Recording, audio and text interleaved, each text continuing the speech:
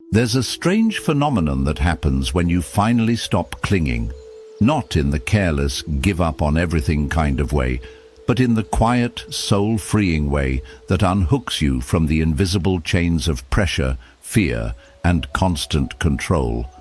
Because here's the wild truth. Most of the pain in your life isn't caused by what's happening. It's caused by how tightly you're holding on. You only lose what you cling to.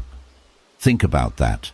The job, the relationship, the identity you're trying so hard to protect. They're draining you because you've made them part of your survival. But what if letting go wasn't weakness, but wisdom? What if that's when everything finally falls into place? If you've ever felt like you're doing everything right and still feel stuck, anxious, invisible, this is for you. Stick around. There's a bonus lesson at the end that might just shatter everything you thought you knew. And if you get anything from this video, just get that. That's all you need to know in life. Number 1, the illusion of control and why letting go works. What if your constant effort to control everything is exactly what's making life so hard? We spend our days clenching, mentally gripping outcomes, people, plans, hoping that if we just hold tight enough, life won't fall apart. But here's the paradox. The tighter you hold sand in your hand, the faster it slips through your fingers. Control feels safe, predictable, but in reality, it's the ego's most convincing illusion. Let go or be dragged. It's not just a quote, it's a survival instruction, because the truth is, control doesn't give you freedom. It gives you fear, fear of failure, fear of loss, fear of not being enough unless everything goes exactly as planned. In Buddhism, there's a principle called non-attachment. It doesn't mean apathy. It means allowing life to move without chaining it to your expectations. You don't own this moment. You're only here to experience it. And the more you force it, the more it resists you. Think about your own life. How much energy have you wasted overthinking, micromanaging, clinging to relationships, already drifting, or worrying about what hasn't even happened yet? And still, it didn't give you peace. It gave you pressure. Now imagine this. For one day, you stop interfering. You stop trying to control every detail. Instead of over-planning the perfect day, you breathe, you observe, and you respond. Not react, respond. With calm, not control. Ask yourself, what am I afraid will happen if I let go right now? Most of the time, the answer isn't danger, it's discomfort. And discomfort is the doorway to growth, the job you didn't get. Maybe it wasn't meant for your path, the relationship that ended. Maybe it was a chapter, not a destination. Life is always trying to guide you, but we're too busy resisting to hear it. When you let go, things don't fall apart. They fall into place. Not always the place you imagined, but often the place you needed. Because surrender isn't weakness, it's wisdom. It's the strength to trust the flow rather than fight the current. Practice this. The next time you feel yourself mentally tightening, stop, breathe, ask, is this worth the weight I'm carrying? Then loosen your grip. Allow, trust. Watch what unfolds when you stop trying to manage every second. A monk once said, "Peace is not found in a place without noise, trouble, or hard work. It is found in the midst of those things when the mind is calm. That calm doesn't come from control. It comes from trust." What if letting go is how you finally find peace? What if the version of you you're trying to force isn't the one you're becoming? And what if surrender is the most powerful move you'll ever make? Remember this, if you want to fly in the sky, you need to leave the earth. If you want to move forward, you need to let go of the past that drags you down. Let go, let life meet you, and watch what falls into place. 2. The paradox of detachment. It makes you more powerful. What if the very thing you're clinging to is what's holding you back? We live in a world obsessed with outcomes, chasing goals, validating worth, measuring success in numbers. But the more tightly we pull on the string, the more we lose altitude. A kite doesn't rise by force, it rises when released. That's the paradox of detachment. The moment you stop needing something, you start attracting it. To let go is to gain control in a different way. It sounds backward, but it's deeply aligned with Buddhist wisdom. Detachment isn't about giving up, it's about showing up fully, mindfully, and without fear of what might happen next. When you're detached, you're not disconnected, you're just no longer imprisoned by the craving for control. In Buddhist thought, attachment is the root of suffering, not because wanting something is wrong, but because needing it to define you is. Detachment, then, is not apathy, it's freedom. It's acting from clarity, not desperation, from truth, not fear. Think about your own path. Maybe you've poured everything into a career move, a relationship, a dream, and the more you tried to force it, the more it slipped away. You stayed up late obsessing over outcomes. You replayed conversations, reworked plans, redoubled your effort. But instead of peace, you felt pressure. Instead of clarity, confusion. Why? Because your power doesn't come from the grip, it comes from your presence. Letting go doesn't mean you stop caring, it means you stop clinging. You shift your focus from "will this work?" to "is this true for me?" That one question changes everything, because now you're not reacting out of fear, you're responding from alignment. Practice this. Set your intentions clearly, but release the outcome. Speak with honesty, not manipulation. Show up to your work, your relationships, your dreams, not with expectation, but with sincerity. And then step back. Trust that what's meant for you will unfold in its own time. Meditate on impermanence. Watch your thoughts and emotions rise and fall like waves. Nothing stays, not even pain. The moment you realize this, you start living lighter. You begin to move with life, not against it. Ask yourself, am I pushing too hard for something that should unfold naturally? Often, what we force fails. What we allow grows. It's not weakness to surrender, it's wisdom. It's understanding that control is an illusion, but presence is power. What have you really gained by clinging too tightly? More peace or more pain? More clarity or more chaos? And what if, just what if, letting go is the shortcut to everything you've been chasing? Remember, the seed doesn't bloom because you scream at it to grow. It blooms when you give it space. Detachment doesn't disconnect you. It positions you for power, real power, the kind that flows from authenticity, not anxiety. So stop gripping, loosen the string, let your kite rise, let go, and let life lift you. 3. How overthinking repels what you want. You think you're being productive, but really, you're just stuck in your head. Overthinking disguises itself as problem solving. It promises clarity, but delivers chaos. Like stirring muddy water, the more you spin your thoughts, the cloudier everything becomes. A pond clears itself when you stop disturbing it, and so does your mind. In silence, everything becomes clear. But silence scares us. Stillness feels like failure in a world addicted to hustle. So we obsess, replay, forecast and analyze, convinced that one more thought will unlock the answer. But it never does. Because overthinking doesn't come from wisdom, it comes from fear. In Buddhism, the monkey mind is the name given to our restless, jumping thoughts, always grabbing, always fearing, always doubting. The mind seeks control through thought. But true clarity doesn't arise from more noise. It arises when the noise fades. Have you ever noticed the answers often come not while thinking, but when you've finally stopped, in the shower, on a walk, during a quiet moment of surrender. It's because you created space, and that space allowed wisdom to rise.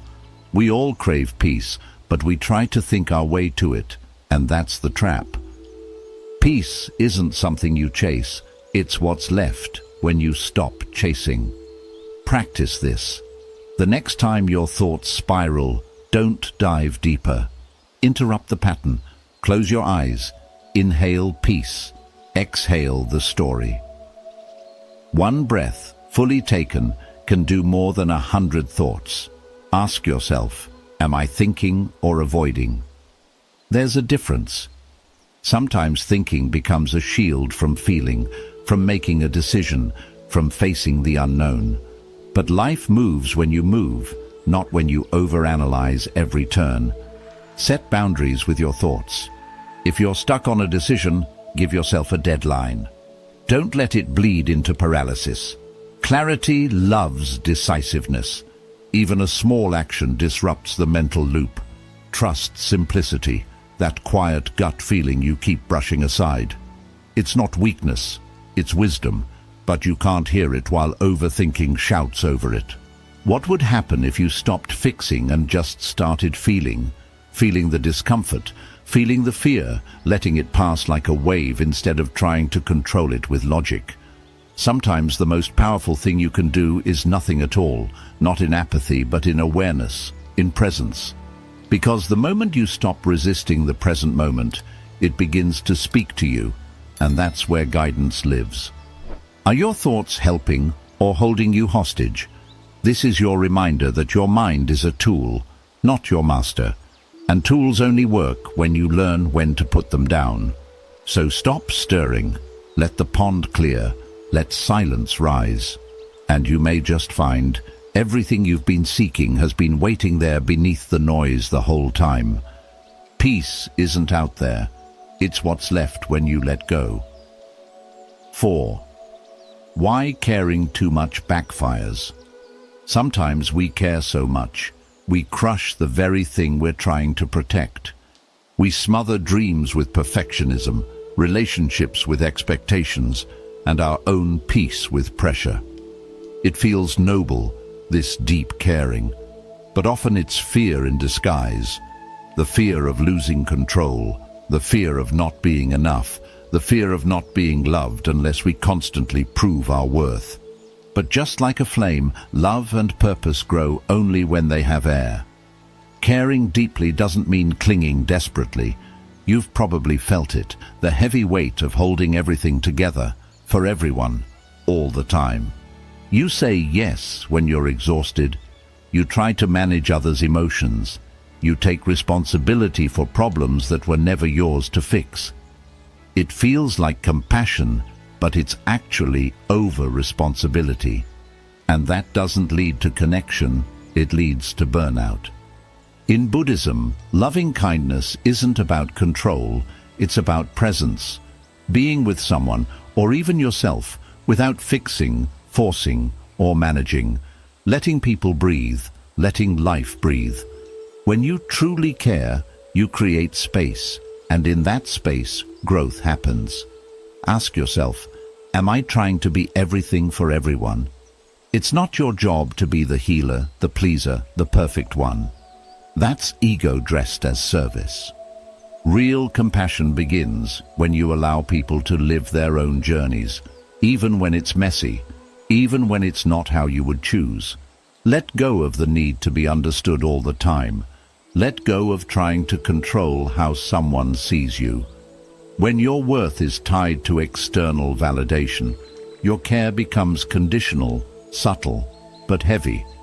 And that's not love, that's fear pretending to be love. Reframe care as presence. Sit with someone without offering advice, support without solving. Allow yourself to rest without guilt. Care for yourself, not because you're trying to be better, but because you're already worthy. Release anxious attachment, the constant checking, the fear of being forgotten, the overthinking after every conversation.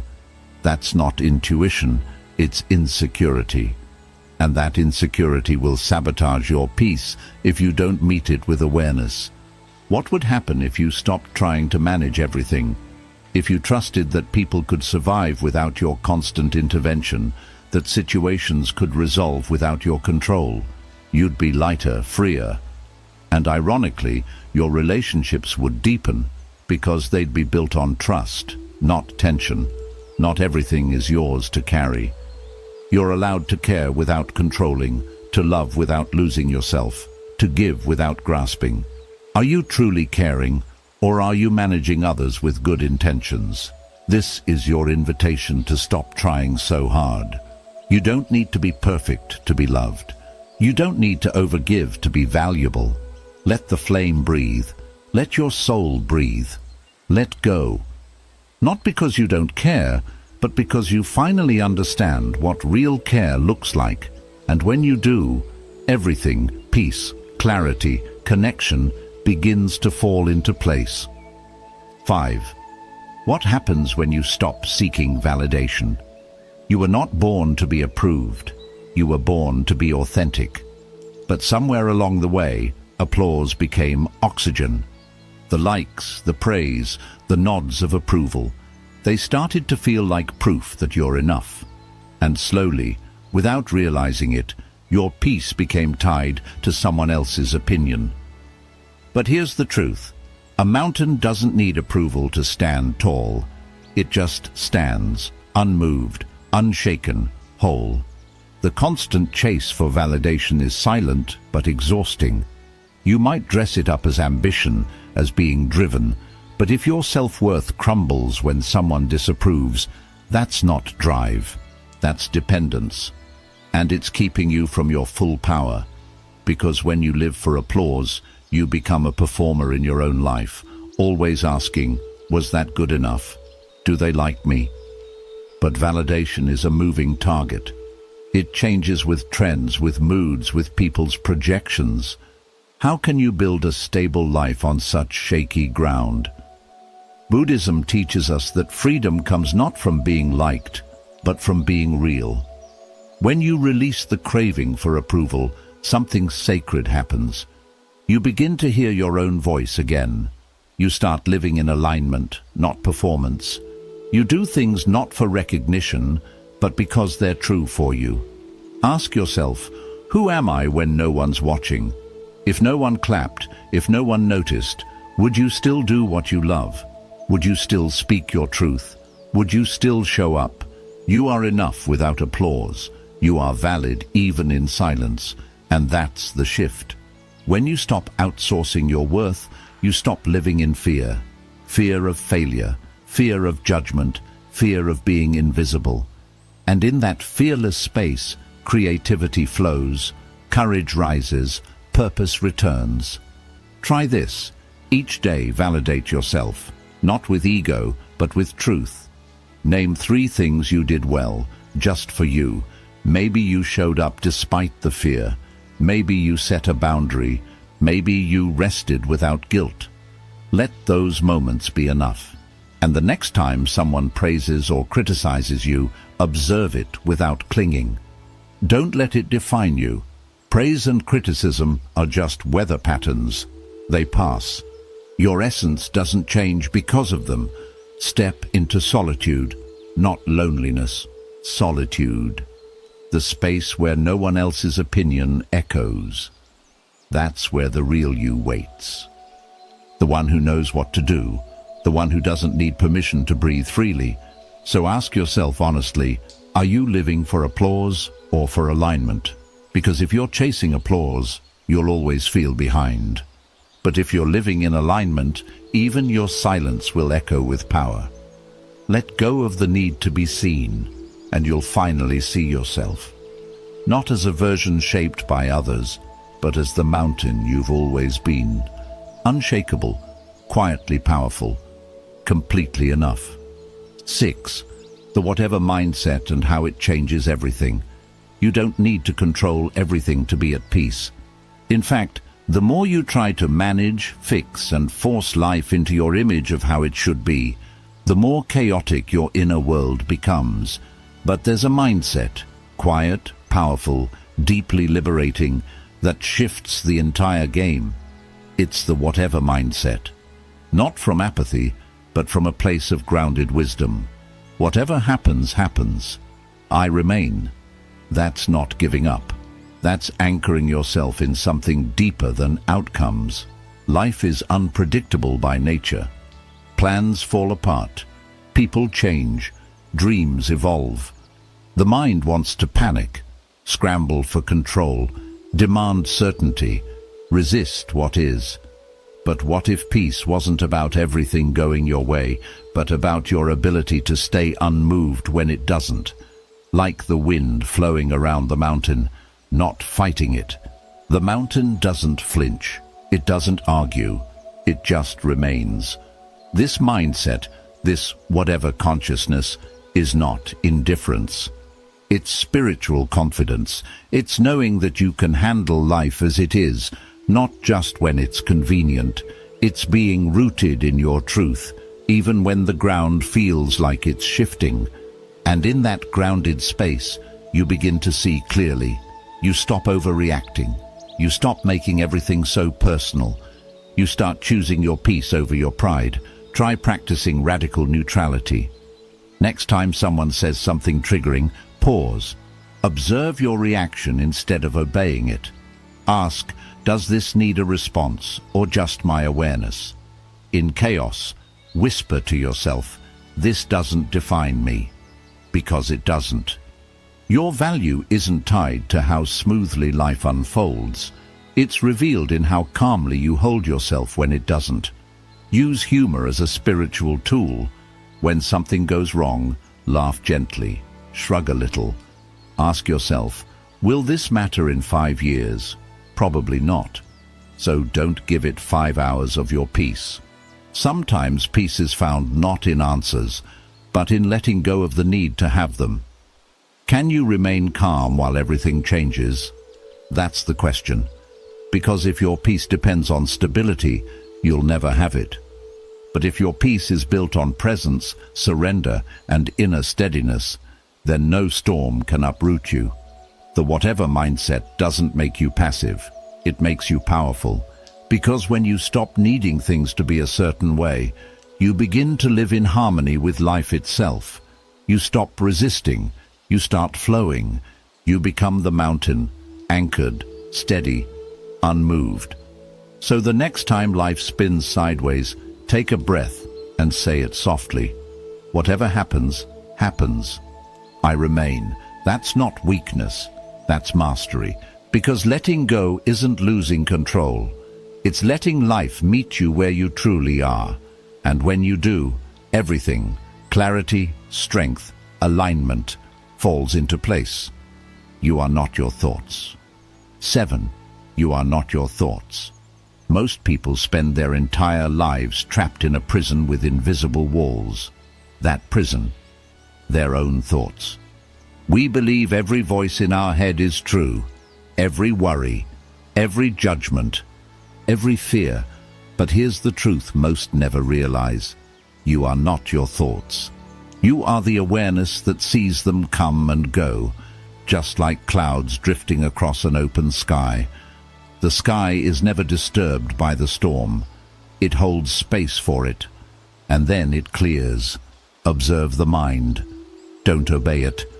This one shift can change your entire relationship with yourself.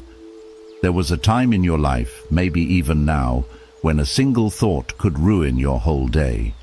One negative comment, one fearful story, and your whole being would spiral. But what if those thoughts were just habits, not truth? What if they were echoes of old conditioning, not present reality? Thoughts arise automatically. That's not your fault. But identifying with them, that's where suffering begins. You are not the voice that says, I'm not good enough. You are the one hearing that voice. And when you stop attaching to it, something incredible happens. Freedom. Try watching your thoughts like weather. The next time your mind races, don't fight it. Just notice, like a bird watching the clouds. Say silently, this is just thinking. Then return to breath, to this moment, to your body. You'll begin to see how much noise your mind creates just to feel safe. But awareness doesn't need to feel safe. It just is. Quiet, still, whole. Label your patterns. That voice that says you're behind in life. That's not insight, that's programming. Ask yourself, is this helpful or just habitual? Most thoughts aren't useful, they're recycled.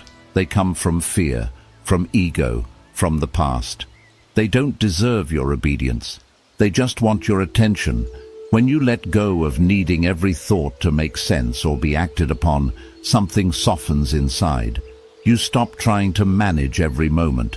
You stop controlling your mind like a dictator.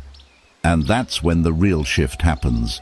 Because clarity isn't something you think your way into. It arises when the mind gets quiet enough to listen. When you stop chasing thoughts and start witnessing them, peace becomes possible. This is the heart of mindfulness and of Buddhist wisdom. The Buddha taught not to destroy the mind, but to understand it, to observe its nature like you'd watch a river flow without getting swept away. Every time you pause and say, "I'm not my thoughts," you take your power back. You return to the stillness beneath the storm. So today, ask yourself, what thoughts have I mistaken for truth? And then go deeper. Am I the thinker or the awareness behind the thought? You are the sky, vast, open, untouched by the weather that passes through. And the moment you stop fighting the clouds, everything begins to fall into place. 8. Surrender is a superpower. There comes a moment when your strength is not measured by how tightly you hold on, but by how softly you let go. That's the moment when everything shifts. Because what if surrender isn't weakness? What if it's your greatest superpower? Imagine a boat struggling to row against a fierce current. No matter how hard it pushes, it stays stuck, or worse, gets dragged under. But the moment it stops fighting, the river carries it. That's what surrender does. Surrender is not giving up. It's giving in to what already is. Most of us live in resistance. We push against outcomes, cling to plans, wrestle with the unknown, and call it ambition. But deep down, we're just afraid. Afraid of losing control, afraid of being seen as weak. But here's the truth. Control is an illusion, and resistance is exhausting. Surrender doesn't mean you stop caring. It means you stop suffering over what's not in your hands. You take action from clarity, not chaos. You move with life, not against it. Ask yourself right now, where am I forcing something that no longer flows? Maybe it's a relationship, a job, or a dream that's changed form. Are you rowing in circles out of fear of drifting, or are you ready to trust the current? Try this. Breathe in deeply and say, "I don't know," and that's okay. Feel the freedom in that. Feel the space it creates. You don't need to have all the answers to take the next step. You just need to stop gripping so tightly. The most powerful moments in your life likely didn't come from planning. They came when you least expected, when you surrendered, when you said, "I can't force this anymore." And suddenly, the right person appeared. The decision became clear. The path unfolded. That's not coincidence. That's clarity being allowed to rise from stillness. When the mind stops struggling, life begins to speak. In Buddhism, surrender is not a passive act. It's active trust. Trust in the impermanence of things. Trust in the wisdom of now. Trust that life is not something to conquer, but to align with. Even the Buddha said that clinging is the suffering. Letting go isn't failure. It's freedom. It's the doorway to peace. So ask yourself today, what am I still fighting that no longer serves me? Is it a version of yourself you've outgrown? An outcome you're obsessed with? An identity rooted in fear? Maybe, just maybe, surrender is the bridge to your next level. The moment you stop demanding that life be something else, you start living in what it already is. And that's where all the magic happens. Let go of the outcome. Anchor into the action. Do your part, then release the rest. That's not laziness. It's alignment. That's not apathy. It's inner peace. How much peace could you gain by simply surrendering the fight? Because when you finally let go, everything falls into place. 9. Embrace groundlessness. There's a quiet fear many never name, the fear of groundlessness. That in-between space where nothing feels solid, where identities dissolve and plans fall apart. And yet, that space is exactly where transformation begins. Like a tree surrendering its leaves in autumn, growth demands we let go before we bloom. But we cling, we grip to what we know. Titles, routines, relationships, definitions of who we're supposed to be. Not because they're true, but because they feel familiar. Certainty becomes a comfort zone, but truth lives in uncertainty.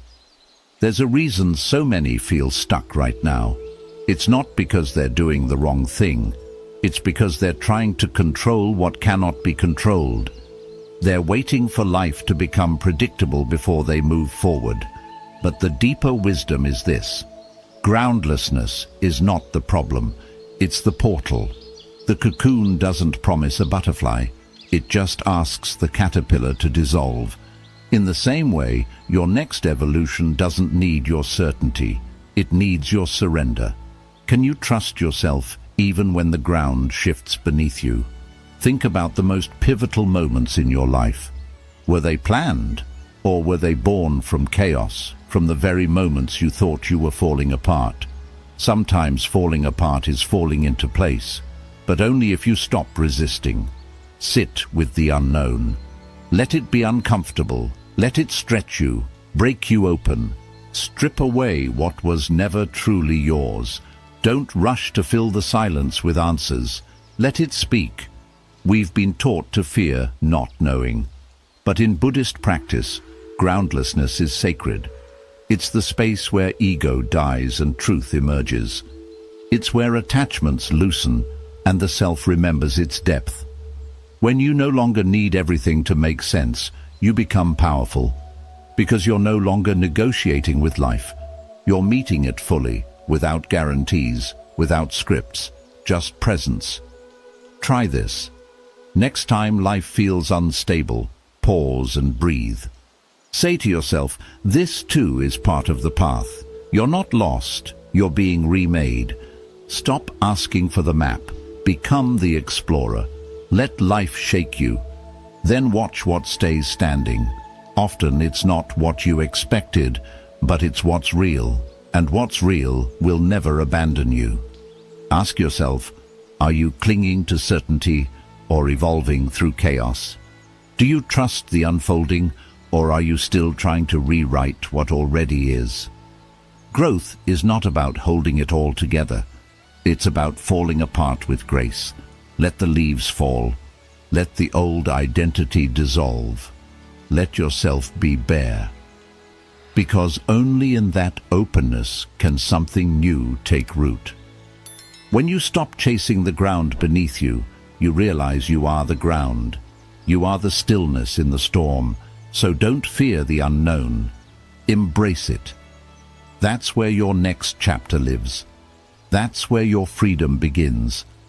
When you finally let go of needing the ground to stay still, everything starts to rise from within. 10. Let the moment lead. Imagine a river flowing effortlessly, never questioning its path, never struggling against the bends or obstacles in its way. It simply moves, responding to the landscape, adapting to every turn, every rise and fall. This is the essence of letting the moment lead. The ultimate act of surrender that doesn't mean giving up, but means becoming a student of life itself. When you cling to control, trying to micromanage your career, your emotions, your identity, you pull yourself out of the only place where peace and purpose truly exist, the present moment. You get stuck, managing the moment instead of living it. But what if you stopped scripting your every step and instead asked, what is life asking of me right now? What if, instead of rushing ahead or retreating in fear, you paused and let the moment be your guide? There's power in interrupting autopilot. The mind loves to replay the past or forecast the future, but it rarely lives fully here. When you catch yourself pushing through life as if it's a series of boxes to tick or problems to fix, stop. Breathe. Ask yourself, what is life asking of me now? This question shifts your attention away from control and toward curiosity. It opens space for unexpected answers, fresh perspectives, and new paths you hadn't considered. You might be facing delays, too busy trying to force the outcome, or detours that feel frustrating or unfair. But what if those delays are divine? What if the moments you want to skip or fast forward through hold the very lessons or healing you need? When you surrender to timing, not your timing, but life's timing, you align with a deeper intelligence. Instead of fighting against the current, you float with it, trusting that every moment carries wisdom if you're willing to listen. Ask yourself, what wisdom does this moment hold if I stop trying to skip it? When you stop resisting, the moment reveals its gifts, sometimes clarity, sometimes healing, sometimes simply peace. And peace is the foundation from which everything else flows. When you're grounded in the present, your purpose becomes clearer. The chaos around you no longer drags you under because you're anchored in the now.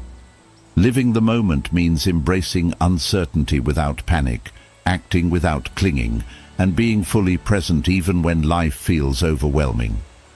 It's not about passivity, but about radical engagement with what is, rather than what you wish were. You begin to see that control was always an illusion, and that true mastery is in flow, not force.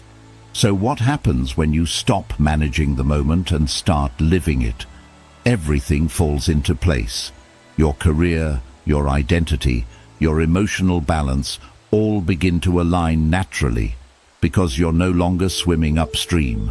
You're riding the current. You become like the river, strong yet flexible, grounded yet free.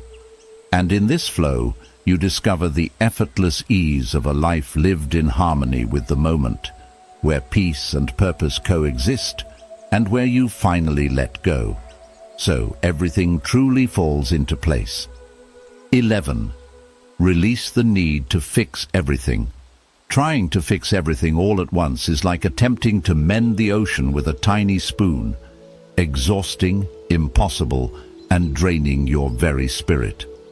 We often carry this hidden burden, believing it's our job to patch every crack in relationships, careers, or even within ourselves.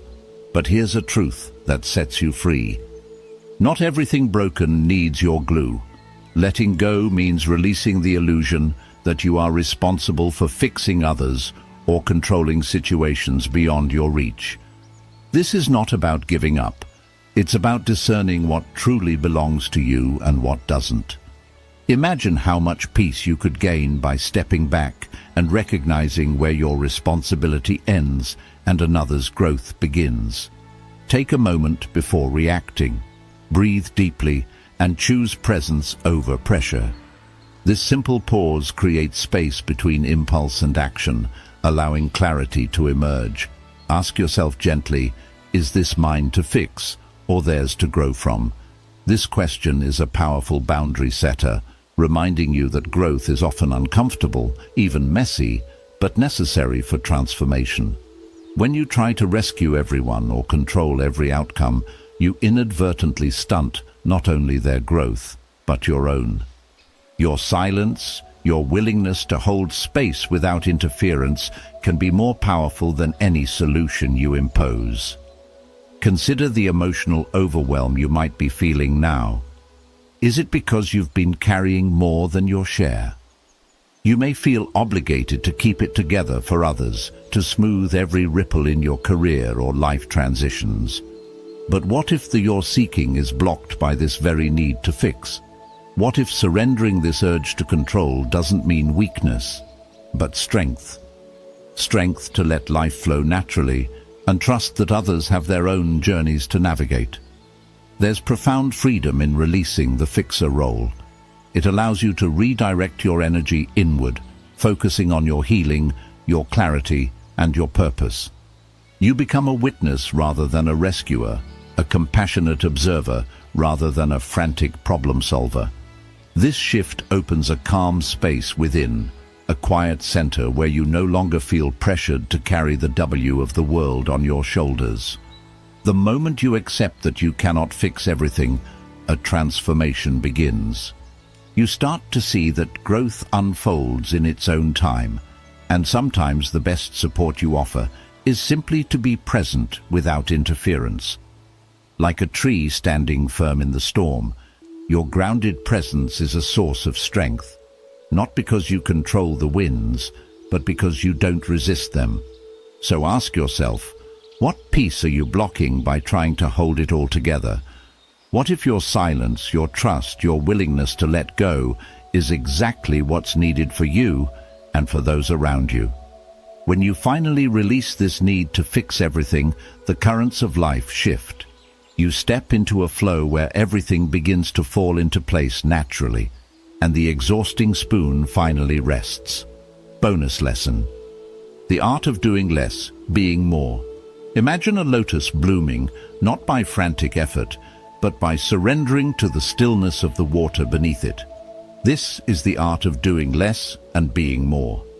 In a world focused on hustle, success, and constant movement, we often forget something important. Just being is enough. When you finally release the urge to always prove yourself by doing, you make room for your true self to come forward naturally. Real growth doesn't happen by trying harder. It starts in the calm surrender to the present moment. Try this. Spend a few minutes each day in quiet, without distractions or plans. Let the noise in your mind settle, like dust sinking in still water. Notice how your body relaxes, how your breathing becomes slower, and how your nervous system starts to calm. This isn't laziness or escape.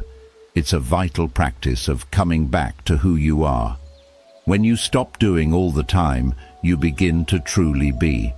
And from that state of being, right actions come on their own. Ask yourself, what if I stopped pushing and simply trusted who I am? What if the endless race to prove your worth, your value, or your identity is just a story you've heard, but no longer need to follow? In the quiet, there's nothing to fix or perform. You no longer have to carry the burden of pressure, fear, or expectations. Silence reveals a deep truth. You are already enough. Who are you when there's nothing you need to do? This question leads you to real freedom. When you're not driven by the urge to achieve or control, you begin to notice the peace beneath all the noise. You realize that your worth isn't found in what you do, but in who you are. This changes everything, from how you view yourself to how you connect with the world. The habit of constant doing fades, and presence becomes your strongest state. In this stillness, life begins to move in surprising ways. New paths open, ideas flow, and answers show up. Not because you chase them, but because you made space for them to arrive. Doing less is not about stepping away from life. It's about going deeper into it.